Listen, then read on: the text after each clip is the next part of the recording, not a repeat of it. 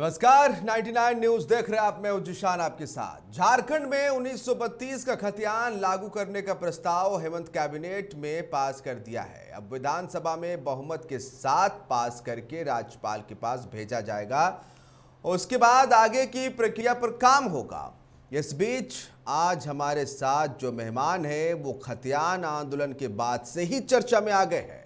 झारखंड के विभिन्न हिस्सों में उनको सुनने के लिए हजारों लोग जुटते हैं। तो चलिए सीधे जुड़ते हैं जयराम महतो से और 1932 के खतियान वाले प्रस्ताव की कमियां और खूबियों पर बात करते हैं। जयराम जी, 99 न्यूज में आपका स्वागत है। धन्यवाद सर, जोहार आपका, अभिनंदन 99 न्यूज का। बहुत शुक्रिया आपका। हेमंत सरकार ने अपने चुनावी घोषणा पत्र में जयराम जी किए गए वादे के अनुसार 1932 के खतियान पर आधारित स्थानीय नीति को कैबिनेट से पास करा दिया है। इसके बाद आप लोगों ने भी सरकार के साथ साथ मिलकर खूब आतिशबाजी की, खूब बम पटाखे फोड़े गए, खतियान के समर्थकों ने जश्न मनाया। अब आगे की रणनीति क्या होगी? आगे की रणनीति हमारी होगी अन्य मुद्दों पर। हालांकि ये 1932 के खतियान के आधार पर जो स्थानीय नीति बनने की बात है वो अभी पहली सीढ़ी पर आई है। अभी हमें मंजिल पर चढ़ना है, तो उसके लिए विधानसभा, फिर उसके बाद राज्यपाल, फिर वो केंद्र का मामला बनेगा और फाइनली वो राज्य तक एक रिजल्ट के रूप में आएगा। तो कहीं ना कहीं अभी हम लोग पेनी नजर रख रहे हैं कि आज झारखंड के अहित कौन लोग चाहते हैं, कौन लोग इसके विपक्ष में बात रखते हैं, कौन लोग इसका समर्थन नहीं करते हैं। तो फिलहाल हमारा पूरा फोकस होगा, पूरी झारखंड की जनता का फोकस होगा अपने अपने विधायकों पर कि आप इस पर समर्थन करें, और साथ ही साथ केंद्र भी बैकफुट पर होगी, क्योंकि कहीं ना कहीं झारखंड एक जनजातीय प्रदेश है और हमेशा केंद्र के विचार और राड़ माटी के विचार थोड़ी सी भिन्नता होती है। तो आज उन्हें अगर इन लोगों को खुश करना होगा, इन लोगों का समर्थन प्राप्त करना होगा, तो कहीं ना कहीं उन्हें इस नीति का समर्थन करना होगा और वहां भी इसकी मुहर लगनी होगी। अच्छा, झारखंड में बिहार और यूपी के लोगों की बात अगर करें, अभी झारखंड मूल वासियों के पास भी खतियान की कॉपी नहीं है। इन मूलवासियों को कैसे उनका हक मिलेगा जयराम जी? निश्चय ही। मैं अगर अपने गांव की बात करूं तो मेरे भी गांव में बहुत से लोग ऐसे हैं 0.5% जिनके पास खतियान शायद ना हो, किंतु सरकार ने भी कहा है और हमने भी उसी बात को अपने हर एक भाषण में रखा है कि जिनके पास 32 का खतियान ना हो उनका क्या होगा। उनके पास ग्राम सभा होगी, ग्राम में बैठे पंच सरपंच मिलकर उन्हें तय करेंगे उनकी भाषा, उनके पर्व, संस्कृति, नियम, पहनावा, मतलब सांस्कृतिक आधार पर, भाषाई आधार पर तय करेंगे वो झारखंड का व्यक्ति है और उसे वही लाभ मिलना चाहिए जो 1932 के खतियानधारी को मिलने वाला है। अच्छा, सरकार ने ग्राम सभा का, लेकिन ग्राम सभा की अभी क्या सच्चाई है आपको भी ये पता है। पहले भी ग्राम सभा से विकास की कई योजनाओं को पास किया जाता रहा है, लेकिन जो सरकारी तंत्र है इसे अहमियत नहीं देते हैं। ग्राम सभा के अधिकार को भी खतियान के मामले में सरकार ने साफ नहीं किया है कि क्या इसका अधिकार होना चाहिए। ऐसा तो नहीं है कि सरकार ने लॉलीपॉप थमा दिया और आप लोग जश्न में डूब गए। देखिए, जश्न तो खैर राज्य की जनता, चूंकि झारखंड के लोग भोले भाले हैं, भावनाओं से भरे हैं, लेकिन मैंने स्पष्ट कहा है कि हम लोग जश्न की नहीं, लेकिन हाँ कुछ रैलियों में शरीक क्योंकि लोगों का मांग था, इसीलिए। बाकी मेरा अगर व्यक्तिगत बात कही जाए तो मैं अभी भी चिंतन हूँ, अभी भी मनन कर रहा हूँ कि इस पर क्या होने वाला है। बाकी जश्न की इरादा कोई नहीं है, लेकिन मुझे भी लगता है सरकार को ग्राम सभा का रोल क्या होगा? ग्राम सभा का रोल क्या होगा? उन्हें एक विशेष शक्ति प्रदान करनी चाहिए। ग्राम सभा के लोग ऐसे लोगों को चिन्हित करे, उनका एक आधार तय करे जो झारखंड के हैं, बशर्ते उनके पास 1932 का खतियान ना भी हो, किंतु भाषा संस्कृति के आधार पर वो अगर मैच करते हैं तो ग्राम सभा को शक्ति मिलनी चाहिए। सरकार के पास भी खतियान को पूरा रिकॉर्ड नहीं है। जो रिकॉर्ड होना चाहिए कि झारखंड में कितने खतियानदारी है, एग्जैक्ट रिकॉर्ड, पूरा रिकॉर्ड सरकार के पास भी नहीं है। ऐसी परिस्थिति में आपको लगता है कि इसका लाभ मिल पाएगा? देखिए, रिकॉर्ड मुझे भी लगता है, क्योंकि बहुत जगह इस तरह जमीन के विवाद सामने आए हैं जहां रिकॉर्ड उपलब्ध नहीं है, और इसका भी कारण कहीं ना कहीं यह है कि जो बाहरी बड़े बड़े कंपनियां यहाँ पर पदस्थापित होने के लिए आई, उसी क्रम में लगातार जो यहाँ की जमीनें हैं, जो जमीनों के असल मालिक है और उनके जो कागज हैं, उनके जो रैयत के पेपर हैं, उन पर छेड़छाड़ की गई है। ये वास्तविकता है, किंतु थोड़ा सा इस पर शोध और सर्वे की आवश्यकता है और फाइनली थोड़ा सा मेहनत करना होगा झारखंड को, क्योंकि बिना मेहनत से जब झारखंड नहीं मिला है तो आगे का जो लाभ झारखंडियों को मिलेगा वो बिना मेहनत से कैसे मिल सकता है। तो इसीलिए सरकार को रिस्पॉन्सिबिलिटी लेते हुए इस पर थोड़ा सा सर्वे और सर्च होना चाहिए। अच्छा, के लिए सांसद गीता कोड़ा ने भी संघर्ष किया। अब जब सरकार ने प्रस्ताव पारित कर दिया है तो वो विरोध में उतर आई है। उनका कहना है कि खतियान लागू होने पर गीता कोड़ा को खतियान लागू होने पर कट ऑफ पर आपत्ति है, जो कट ऑफ इसमें रखा गया है। लास्ट सर्वे को आधार बनाया जाना चाहिए। सरकार ने जल्दबाजी में फैसला लिया, गीता कोड़ा कह रही है, क्या कहेंगे?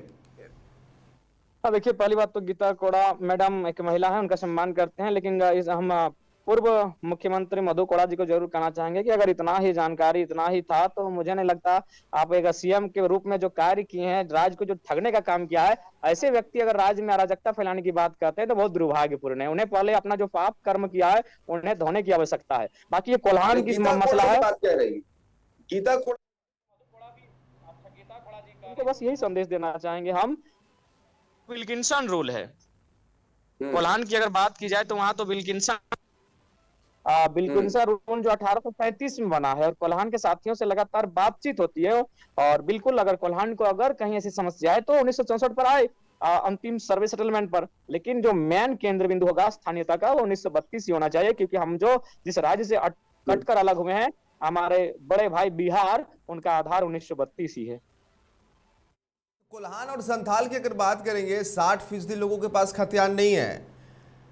यहाँ के लोगों को कैसे न्याय मिल पाएगा? जाति प्रमाण पत्र के लिए तो लोगों को महीनों चक्कर लगाना पड़ता है। जयराम जी, क्या लोग अब खुद को खतियानी साबित करने के लिए महीनों सरकारी कार्यालयों का चक्कर लगाते रहेंगे कि वो खतियानधारी है साबित करने के लिए?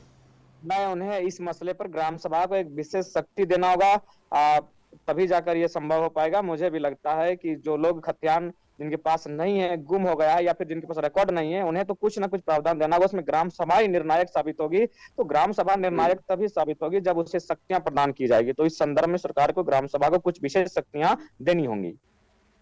अच्छा जयराम, सरकार के इस प्रस्ताव का हाल 2002 जैसे डोमिसाइल जैसा हुआ तो आप लोग क्या करेंगे? क्या ये डोमिसाइल पार्ट 2 बनाने की तैयारी तो नहीं है? देखिए, मुझे लगता है झारखंड में भारी आक्रोश होगा, और मैं चाहता हूं कि ऐसी स्थिति 2002 की स्थिति तो खैर नहीं आएगी, क्योंकि 2002 में झारखंड नया नया था, झारखंड के लोगों को समझ में ना आया। लेकिन पिछले जो 20 साल बीते, इसमें झारखंड ने बड़े करीब से देखा किस प्रकार यहाँ की भाषा संस्कृति का हनन होने लगा, यहाँ के जो जल जमीन जंगल है उनका अतिक्रमण होने लगा, और फाइनली यहाँ की जो सीटें थी, मुख्यतः नियोजन में बड़ी बड़ी सीटें, उनको लाखों में अन्य प्रदेशों को बेचा जाने लगा। तो इस दर्द से, इस तकलीफ से झारखंड वाकिफ है। अब झारखंड लड़ेगा और झारखंड एक नव उलगुलान की बात करेगा। तो मुझे लगता है सभी राज्यों की सीमा है, उस सीमा का स्वागत करना चाहिए, और झारखंड वासी अगर एक बहुत बड़ी आबादी अगर 32 के समर्थन में है, उसे स्वीकार करना चाहिए। आप खतियान से संबंधित चीजों को बहुत डीपली जाके पढ़ाई करते हैं, ऐसा बातचीत से भी लग रहा है। लेकिन आप ये बताइए कि आज़ादी से पहले पाकिस्तान भारत का हिस्सा था, 47 में देश आज़ाद हुआ। बंटवारे के बाद लाखों लोगों ने भारत को अपना आशियाना चुना। वैसे ही बिहार का बंटवारा होने के बाद झारखंड बना और लाखों लोग झारखंड में आ गए, झारखंड में रह रहे हैं। भारत के बंटवारे के बाद जब यहाँ बसे मुसलमानों को सरकारी नौकरी मिलने में कोई बाध्यता नहीं है, तो झारखंड में बिहार और यूपी के लोगों पर बाध्यता क्यों थोपी जा रही है? मैंने स्पष्ट कहा है, आपके चैनल के माध्यम से अपनी बात को पूरा फिर से हम स्पष्ट कर देना चाहेंगे कि जो लोग हमारे झारखंड में बंटवारे के बाद से रह गए हैं, बस गए हैं, बशर्ते उनका अगर अपने मूल राज्य से कनेक्शन नहीं है, तो सरकार उस पर भी सर्वे करे और उनको एक विशेष प्रावधान के तहत संरक्षण दे। इस फैसले का स्वागत करते हैं। अच्छा ये बताइए कि विधानसभा सदस्य चुने जाने को लेकर भी खतियानी व्यवस्था क्यों नहीं लागू होना चाहिए कि खतियान वाले ही जनप्रतिनिधि चुने जाएं? बिल्कुल बिल्कुल, हम लोग का जो अगला आंदोलन होगा वो इस पर होगा कि जो विधायक, विशेषकर जो विधायक चुने जाएं, वो स्थानीय चुने जाएं जहां उसका वोटर कार्ड हो, क्योंकि वही व्यक्ति वहां की भाषा परंपरा को समझ सकता है, लोगों की भावनाओं को समझ सकता है, उनके हित में कार्य कर सकता है, 12 बजे 2 बजे रात उनके साथ खड़ा हो सकता है। तो बिल्कुल इस पर भी हम लोग बात करेंगे, इस पर भी चर्चा करेंगे। अगर झारखंड के वैसे बच्चे जिन्होंने बंटवारे बिहार बोर्ड की संचालित परीक्षाओं में पास किया था, मतलब झारखंड अलग होने से पहले, उनके सर्टिफिकेट के माथे पर ही बिहार बोर्ड लिखा हुआ है। जयराम जी, तो क्या झारखंड में नौकरी के लिए इसका इस्तेमाल नहीं करेंगे? बिहार सरकार अगर कोई फैसला ले ले कि बिहार बोर्ड का सर्टिफिकेट केवल बिहार में ही लागू होगा, तब आप क्या करेंगे? देखिए, अगर ऐसी बात है तो मुझे लगता है उसका एक जो कट ऑफ टाइम है उनको एक विशेष प्रावधान दिया जाए।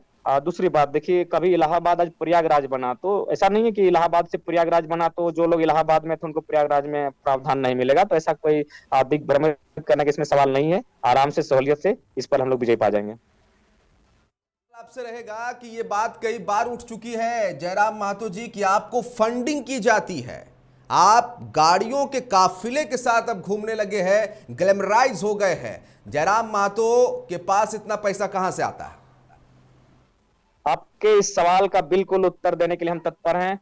ऐसी कोई फंडिंग नहीं है माननीय महोदय। अगर हम कोल्हान जाते हैं तो कोल्हान में एक सेंसिटिव जुड़ा होता है। कोल्हान की माटी ने सुनील महतो को शहीद होते हुए देखा है, निर्मल दादा को शहीद होते हुए देखा है। वे लोग उतनी बड़ी हस्ती थे, उतने बड़े, तो उनको सुरक्षा नहीं मिल सका। तो हम लोग तो एक माने साधारण से व्यक्ति हैं, तो हमें इसलिए उनकी एक भावना है कोल्हान वासियों की, जब हम कोल्हान आ जाए कोल्हांचल से तो कम से कम कोल्हान में इनके साथ कुछ ऐसा नहीं होना चाहिए अनहोनी, इसलिए वे लोग आते हैं। दूसरी बात, मैं ईमानदारी से कहता हूँ, 100% कहता हूँ कि वे लोग जो काफिला में शामिल होते हैं वे लोग कौन है, कहां से आते हैं, फिर सभा के बाद कहां चले जाते हैं, आज तक हमको नॉलेज नहीं है। आप यही हजारीबाग की कहानी लीजिए, हम हजारीबाग कोल्हान के बाद आए। कोल्हान में जहां काफिला था, हजारीबाग हम बुलेट से अकेले 2 जन हम लोग हजारीबाग 100 किलोमीटर भींगते हुए सफर किए। तो क्षेत्र के अनुसार वो भ्रमण होता है, बाकी ऐसी कोई विशेष बात नहीं है, फंडिंग जैसा कोई मसला नहीं है। चुनाव में भाग्य आजमाना चाहते हैं क्या? क्योंकि ऐसी बातें अब उठने लगी है कि आप चुनाव लड़ना चाहते हैं, जमीन तलाश रहे हैं, खतियान आंदोलन के नाम पर युवाओं को गोलबंद करने का काम भी इसी कड़ी का हिस्सा है। देखिए, पहली बात है, अगर एक पढ़ा लिखा व्यक्ति अगर नेतृत्व के लिए आए, अगर युवा उनका समर्थन करे तो इसमें बुराई नहीं होनी चाहिए। लेकिन दूसरा बात, मैंने कभी व्यक्तिगत इच्छा जाहिर नहीं की है। पंचायत चुनाव उसका उदाहरण है। हम पंचायत चुनाव सीधे बाइक को मैंने कहे कि हम किसी भी पद के लिए प्रत्याशी के रूप में नहीं रहेंगे।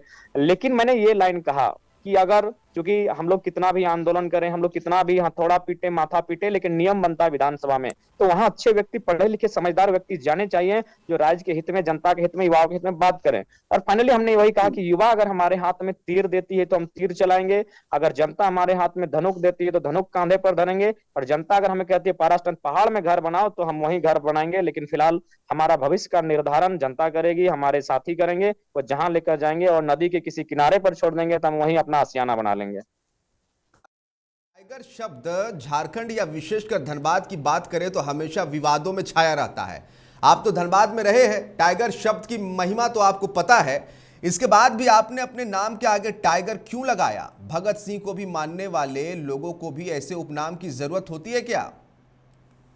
अब देखिए, पहला बात, अब कौन जानता था कि भविष्य में एक भाषा आंदोलन होगा, वहां जयराम महतो पुतला दहन में जाएगा, मीडिया को संबोधन करेगा, और उसका जो वीडियो वो लाखों लोगों तक पहुंचेगा, वो बांग्लादेश तक पहुंचेगा, और लोग उसको समर्थन करने लगेंगे। तो मैं, ये जो टाइगर नाम मेरे साथ जुड़ा है, इसकी कहानी है मेरे बचपन से, जब हम क्रिकेट खेलते थे। एक्चुअली क्रिकेट जब हम खेलते थे तो बहुत जोरदार ड्राइव लाकर गेंद को पकड़ते थे। कभी मेरा शर्ट फट जाता था, कभी मेरे कमर में घाव आते थे, कभी मेरे पीठ पर, कभी कांधे पर मैंने घाव आते थे। तो फाइनली खेल के मैदान से मुझे नाम मिला टाइगर। अब भविष्य के साथ वो नाम जुड़ कर रह गया। हम लोग का जो घर आता है, मैं ललकी पहाड़ी, बेरगा पहाड़ी, बलकी पहाड़ी, सतपहरी पहाड़ी, सुअर टुंगरी, बन टुंगरी, पहाड़ों के बीच हम लोग का घर है। तो कहीं ना कहीं पहाड़ों में टाइगर की कमी थी, तो लोगों ने इस नाम को एक्सेप्ट और अप्रूवल कर दिया, इसीलिए चल रहा है। बाकी सोच और प्लानिंग नहीं थी टाइगर बनने की। ये जयराम महतो हमारे साथ खतियान स्थानीय नीति और सरकार ने जो फैसला लिया है और उनकी आगे की क्या पहल होगी, राजनीति होगी, किस तरह से इन तमाम मुद्दों पर बड़े ही बेबाकी से अपनी राय रखी है, अपनी बातें रखी है। 99 न्यूज़ के साथ जुड़ने के लिए जयराम महतो जी, आपका बहुत बहुत शुक्रिया, बहुत बहुत धन्यवाद। न्यूज 99 ही था जब हम पहली बार किसी चैनल के स्टूडियो में बैठकर अपना इंटरव्यू देने का काम किया था। तो कहीं ना आपके माध्यम से भी मेरे विचारों को मैंने गांव-गांव तक पहुंचाने में योगदान रहा। इसलिए आपका, आपके चैनल का, आपके सभी सहपाठियों का, आपके साथ जो आपके कर्मी बंधु हैं, मीडिया कर्मी के, सबका तहे दिल से हम आभार करते हैं, अभिनंदन करते हैं। फूल जोहार। बहुत शुक्रिया आपका जयराम जी। धन्यवाद। जयराम ने और खूबियों पर बात की। जयराम युवा है, राजनीति में युवाओं को आगे आना चाहिए, महत्वाकांक्षा रखना भी गलत नहीं है। हम उम्मीद करेंगे कि झारखंड में रहने वाले लोगों के पक्ष में सरकार की नीतियां काम करे, झारखंड आगे बढ़े और यहाँ के युवा, यहाँ के लोग, यहाँ की जनता खुशहाल हो। नमस्कार।